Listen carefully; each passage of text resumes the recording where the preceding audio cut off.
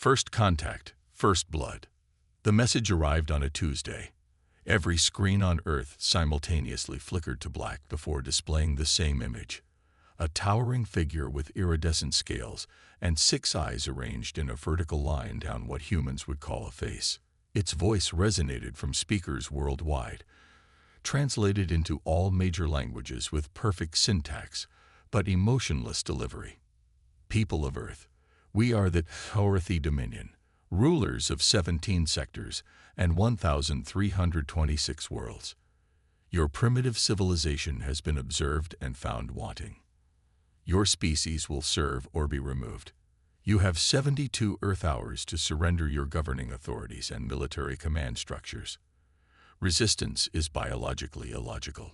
Captain Alina Kovacs stood motionless in the United Earth Defense Force headquarters beneath Geneva, her eyes fixed on the main view screen. Around her, military officials from 43 nations held their breath.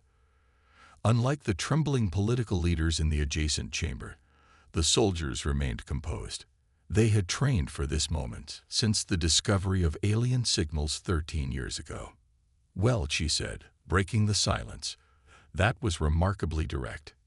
General Okafor of the Pan-African Coalition stepped forward. "They've made a fatal miscalculation." "Several," Alina agreed, tapping commands into her neural interface. Holographic displays materialized around the chamber, showing previously classified orbital defense systems activating worldwide. If they'd studied us properly, they'd know humanity doesn't respond well to ultimatums. Above Earth, massive ships materialized from hyperspatial corridors, 17 behemoths, each larger than Manhattan, accompanied by hundreds of smaller vessels. Their hulls gleamed with an otherworldly metal that seemed to both absorb and reflect light simultaneously. The HFY ambassador's transmission continued. "Your species has demonstrated aggression, unpredictability, and technological recklessness. The Dominion Council has deemed you unfit for autonomous existence. This is not negotiable." President Cheng of the United Nations Security Council stood to address the alien transmission, despite knowing the feed was one way. "We need time to discuss these terms," she stammered, glancing nervously at her advisors. Alina switched off the room's audio. "They can't hear you, Madam President, and even if they could, appeasing them would be a mistake." She turned to the assembled military leaders. "We've prepared for this day. Defensive Protocol Omega is now in effect."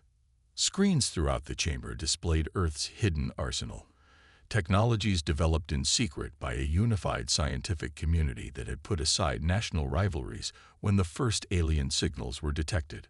Orbital platforms disguised as communications satellites revealed plasma cannons, subterranean missile silos housing weaponry far beyond what public military records acknowledge, atmospheric conversion plants ready to modify Earth's air composition temporarily if biological warfare became necessary. "They think we're primitive," Alina explained, her voice steady. "Let them believe that until the last possible moment." The 72-hour deadline passed without Earth's surrender.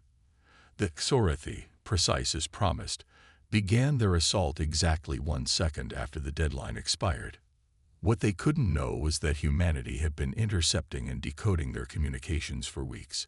While their encryption was advanced, human quantum computers had already identified patterns and weaknesses. As the first wave of HFY fighters entered Earth's atmosphere, targeting major military installations, they encountered unexpected resistance. Electromagnetic pulse defenses, technology the HFY believed humans were decades from developing, disabled the first wave within minutes. The second wave of attackers, more cautious, faced a different challenge: gravitational distortion fields that crushed their ships like aluminum cans. In the UEDF command center, Alina monitored the defensive operations. "They're adapting quickly," she observed. "Each wave is protected against the previous defense we deployed." "As expected," General Okafor replied. "We're rotating countermeasures according to plan." The third wave of HFY attackers managed to reach ground targets, deploying ground forces in strategic locations across 6 continents. The aliens stood nearly 3 meters tall, their armor seemingly impenetrable as conventional bullets bounced harmlessly off their exoskeletons. But here again, the Xorathi had underestimated human preparation. Special forces equipped with sonically calibrated weapons targeted previously identified vulnerabilities in the alien physiology.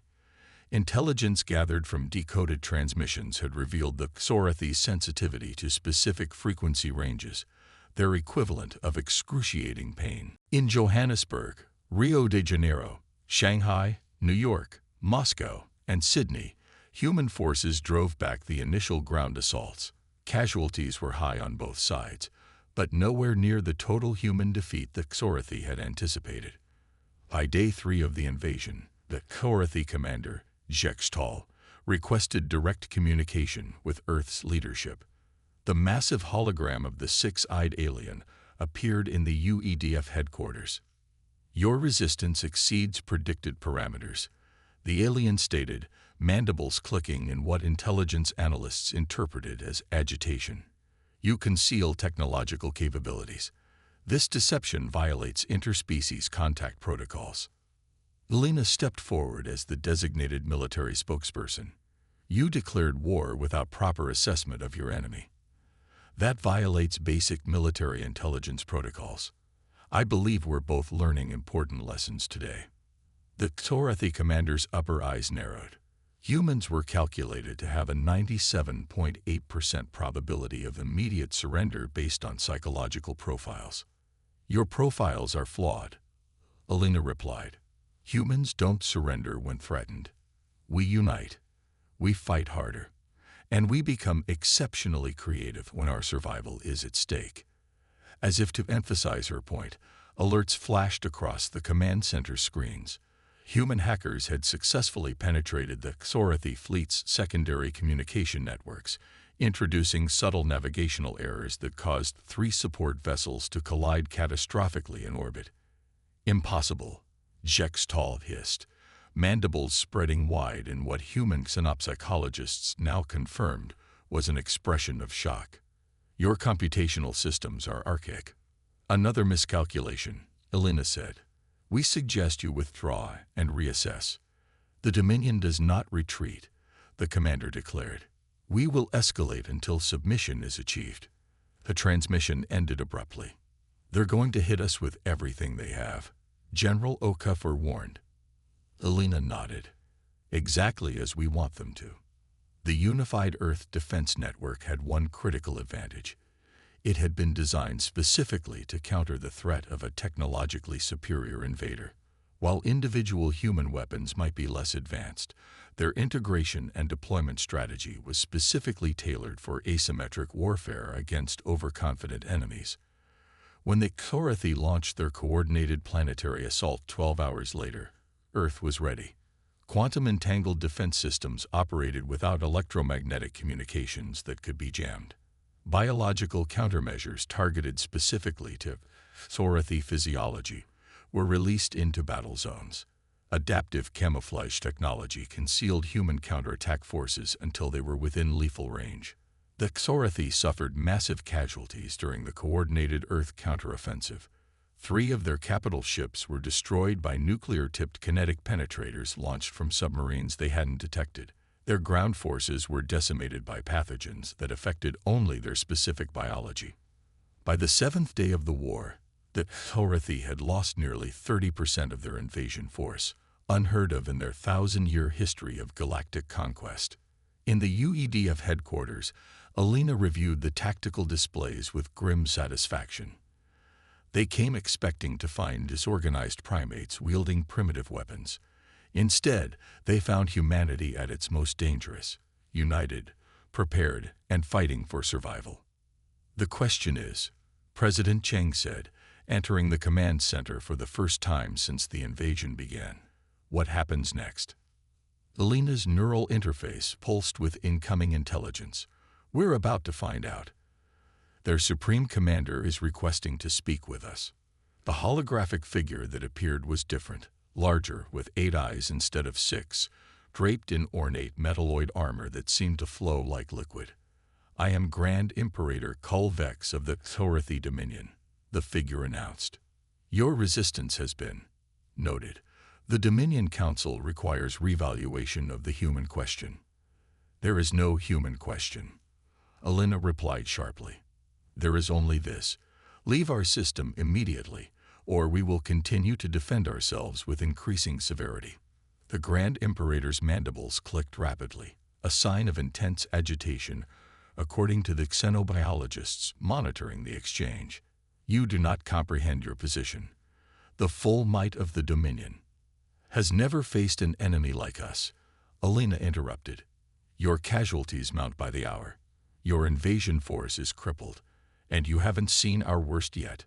For several seconds, the alien was silent, its multiple eyes blinking in sequence. "We propose cessation of hostilities for mutual assessment." Alina glanced at President Cheng, who nodded subtly. "We accept a temporary ceasefire," Alina stated. "You will withdraw all forces to beyond lunar orbit immediately. Any vessel remaining will be considered hostile." "This is not surrender," the Grand Imperator insisted. "The Dominion never surrenders." "Neither does humanity," Alina replied. "Remember that in your reassessment." As the transmission ended, cheers erupted throughout the command center, but Alina remained grim-faced, already anticipating the next phase of conflict. "They're not leaving," she stated flatly. "They're regrouping."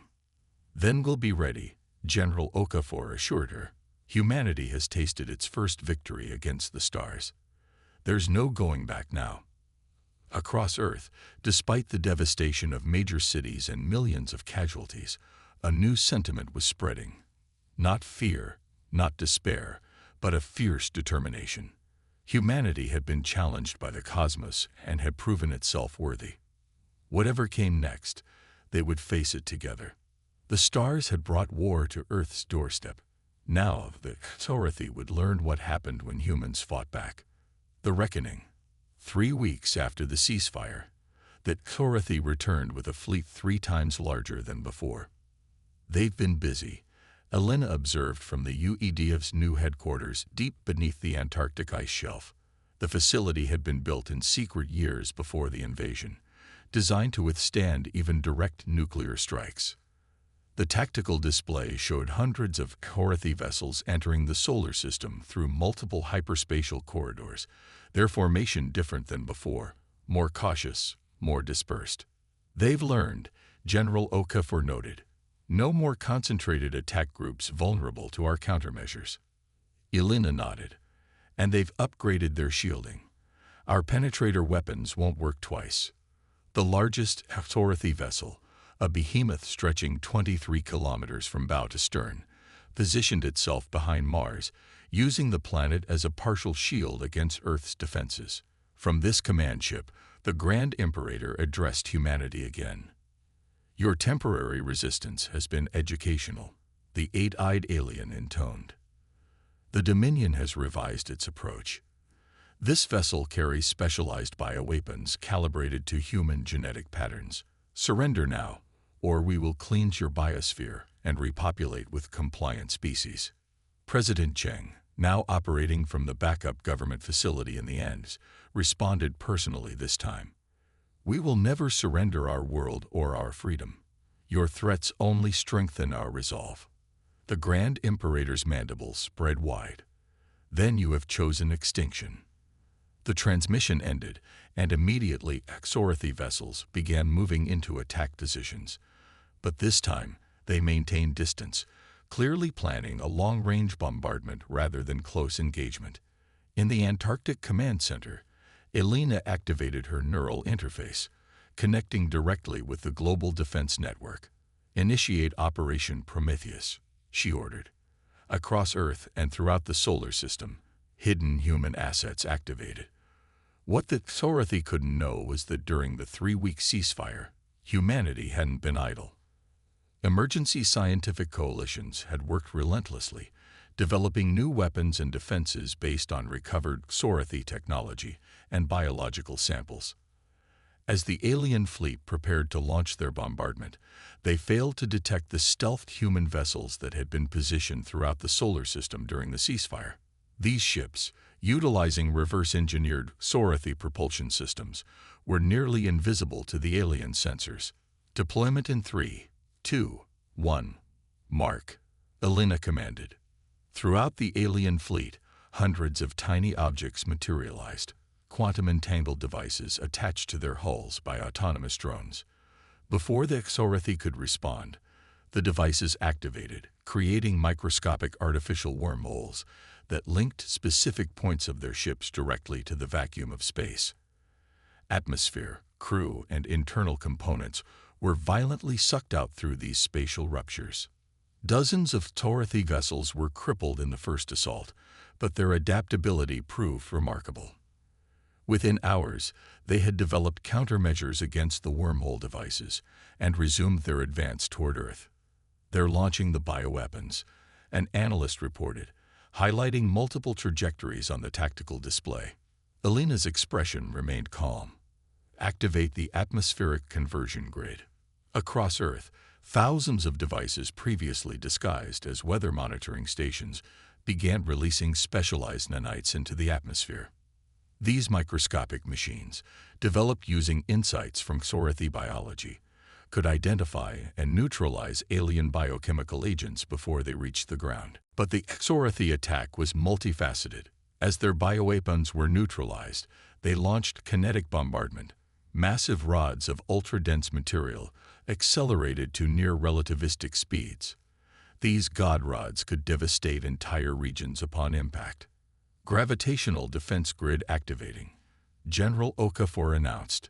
The kinetic projectiles, seemingly unstoppable, suddenly veered off course as localized gravitational distortion fields manipulated space-time around them. Most were redirected into the sun or deep space, but 3 penetrated the defenses, striking with apocalyptic force in the Sahara, the South Pacific, and Siberia. The impacts were catastrophic, but struck deliberately uninhabited areas. Millions would die from secondary effects, tsunamis, earthquakes, dust clouds, but Earth as a whole would survive. In the command center, Elena received an urgent neural transmission.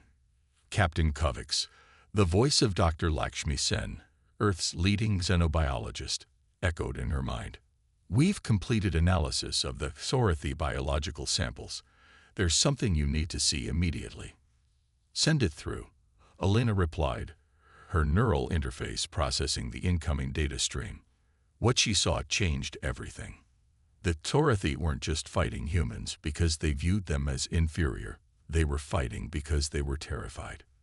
The genetic analysis revealed that Xorthi DNA contained markers similar to prehistoric Earth species.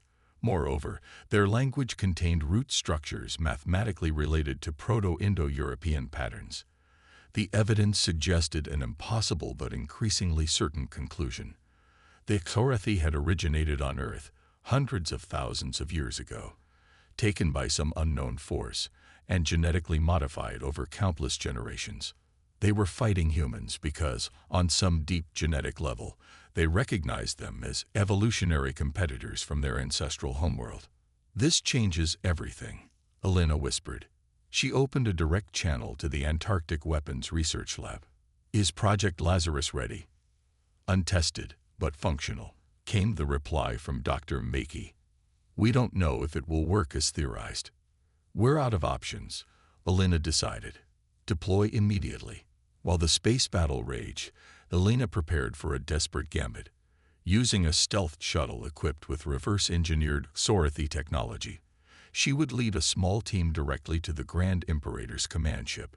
Their mission: deploy Project Lazarus, a device designed to interface directly with Xorthi neural systems. The insertion was harrowing. 2 of the 6 shuttles were detected and destroyed, but Elena's craft, using adaptive camouflage that mimicked Xorthi hull signatures, managed to dock with the massive command ship by disguising itself as returning scout vessel. Elena led her team through the alien corridors, their exosuits providing both protection and translation of the Xorthi environmental systems.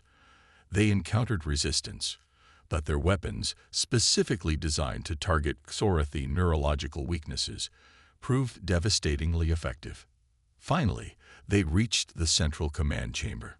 The Grand Imperator towered before them, flanked by elite guards. Human deception knows no bounds, the alien leader hissed.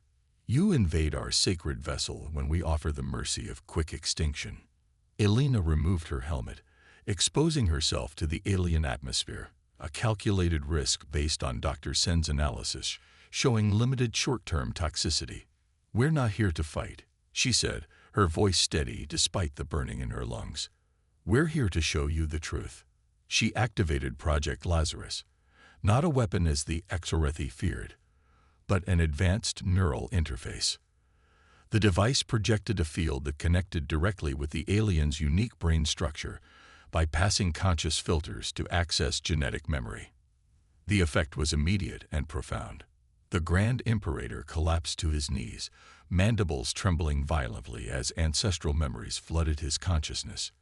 Memories of Earth, of evolution alongside the earliest human ancestors, of abduction and manipulation by an ancient spacefaring race that had used the proto-Xorrethi as biological templates for experimentation. Impossible, the Grand Imperator gasped, his translated voice now carrying emotional overtones never before detected. We are from here. We share a world of origin, Elena confirmed, fighting the increasing toxicity of the alien atmosphere. Your people were taken from Earth hundreds of thousands of years ago. Your hatred of humans is programmed, not natural, designed to make your species the perfect proxy warriors for whoever modified your ancestors. The revelation spread throughout the ship as other Xorrethi connected to the neural network experienced the same genetic memories. Confusion and disorientation rippled through their ranks. The Dominion Council, they must know this truth, the Grand Imperator declared. Elena, struggling to remain conscious, managed to respond. Tell them humanity doesn't seek enemies among the stars.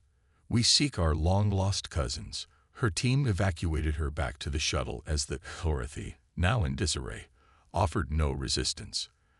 Throughout the fleet, the revelation spread through their neural networks, causing mass confusion and a cessation of hostilities. 2 days later, recovered in the Antarctic Medical Facility, Elena attended the first formal communication with the Grand Imperator since the revelation. The Dominion Council requires verification of these genetic claims, the alien leader stated, his demeanor notably different, less imperious, more uncertain. If confirmed, it changes the foundation of our civilization. Our scientists will share all data, President Cheng assured him. We propose a permanent ceasefire while joint research teams investigate our shared origins. The Grand Imperator's mandibles clicked softly. Agreed. The Xorrethi fleet will withdraw to the system's edge pending investigation. After the transmission ended, Elena turned to Dr. Senator. Will they find what we showed them? Is the genetic link real? The xenobiologist nodded. Absolutely real, though perhaps not as direct as we implied. They were manipulated far more extensively than our neural interface suggested. Their evolution was accelerated and directed for specific purposes. By whom? President Cheng asked. That, Dr. Sen replied, is the question that should concern us all. Someone engineered the Xorrethi specifically to hate and destroy humans. Someone who may still be out there, watching. The war with the Xorrethi had ended not with humanity's destruction, nor with alien subjugation, but with a profound revelation that changed both species forever. Earth began rebuilding, incorporating recovered alien technology to accelerate its development. The Xorrethi, their foundational beliefs shattered, faced an existential crisis that would reshape their civilization. 6 months after the ceasefire, a joint human Xorrethi expedition launched toward the Galactic core, seeking answers about their shared origins and the mysterious engineers who had separated them eons ago. Whatever they would find there, creators, manipulators, or worse, they would face it not as enemies, but as children of Earth united by a common ancestry and determination. Humanity had survived its first interstellar war not just through tenacity and ingenuity, but ultimately through truth, a power more profound than any weapon. The stars had brought war to Earth's doorstep, But humans had answered with something the galaxy had never seen before: mercy born from understanding.